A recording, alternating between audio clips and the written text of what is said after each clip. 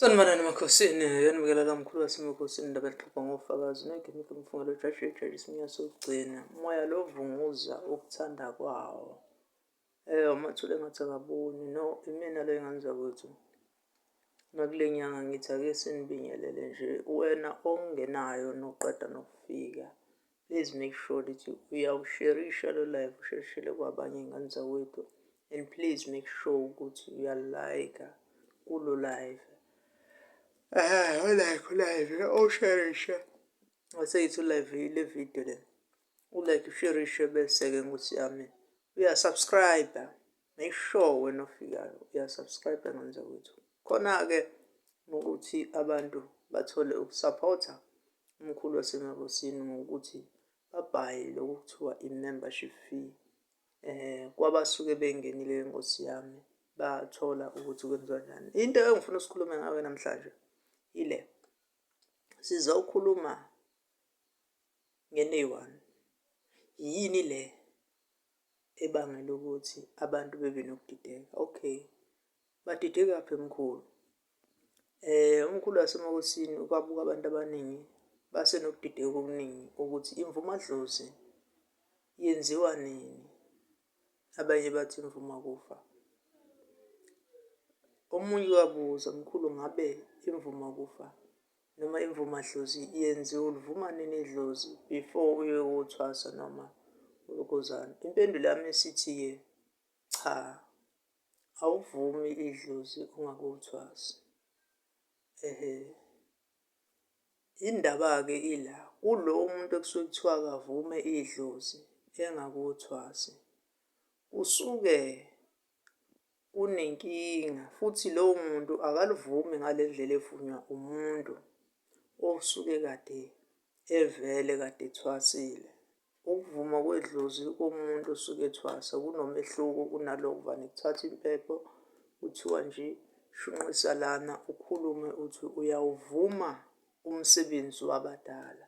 Ngoba kuyakwenzeka uthole umuntu usekugule waze woma, wagula babasatheni odokotela abazi lutho, kodwa bese sivane sithi nje shunqisa impepho ukhulume uma kudingeka ukuthi ube njalo. Uma kudingeka ukuthi uphathe okusajubane elimhlophe ulibambe usondele khona, bese uyakhuluma nabo uthi ucela kube ukuthi kanje kanje kanjena. Emveni kwalokho kodwa-ke ake sibuye-ke bese uyasinda. Emveni kwalokho-ke ake sibuye-ke bese sigcina uma uzokwenza imvumadlozi before uzoyenza ake uqale wenze nje ulaphe imimoya yamandiyi namandawe, wenze iy'gobongo ngendlela eyiyo.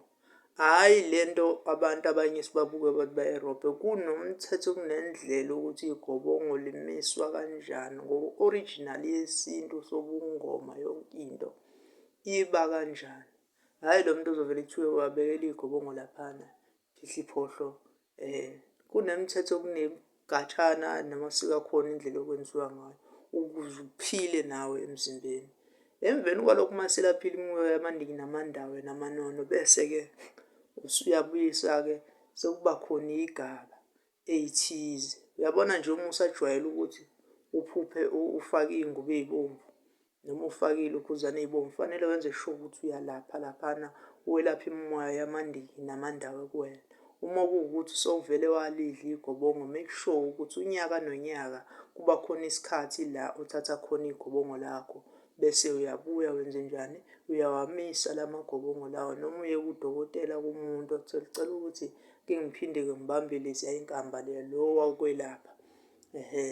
Bese-ke uyamkhanyisela ukuze ezokumisela kahle ngaleya ndlela.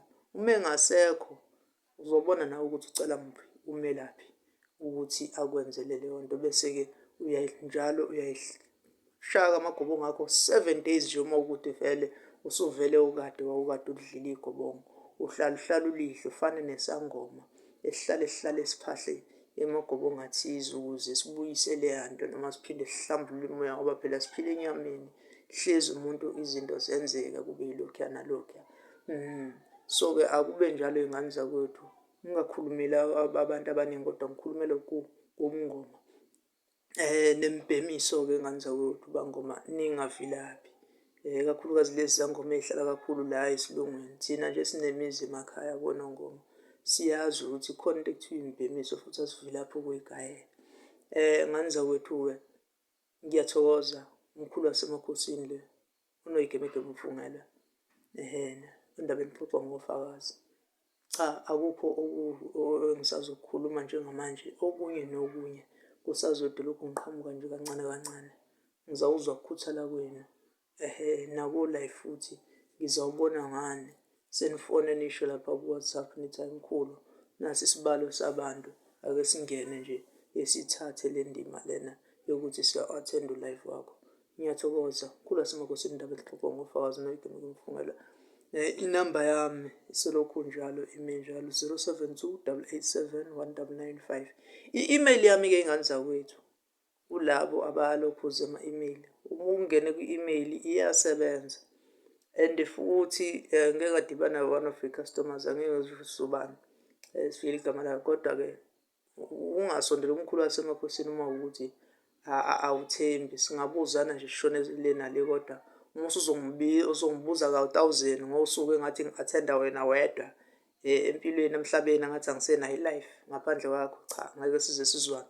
Yingakho sengibuye ngizothi-ke awukhokhe ukhanyise imali ukuze ngizokwazi ukuthi ngikuphendule bese uyabaleka. So asihloniphane, nathi lo msebenzi siphila ngawo, asisebenzi ndawo kubelungu. Ayihloniphane ngane zakwethu bese futhi iyathembana. Wazi ubheke ngempela futhi ulandelele ukuthi njengoba ethi umkhulu wasemakhosini undaba exoxwa ngofakazi uyikho yini lokhu akushoyo na.